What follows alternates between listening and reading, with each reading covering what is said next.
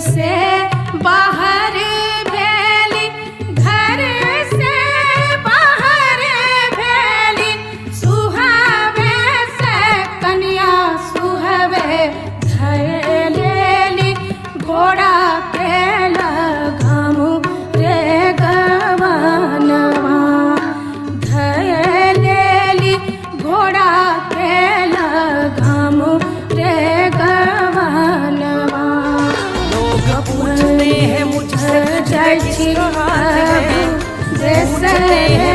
विदेशवास, देश विदेशवास, हमरा के कहाँ छोड़ ले जाइ छी रे गवा।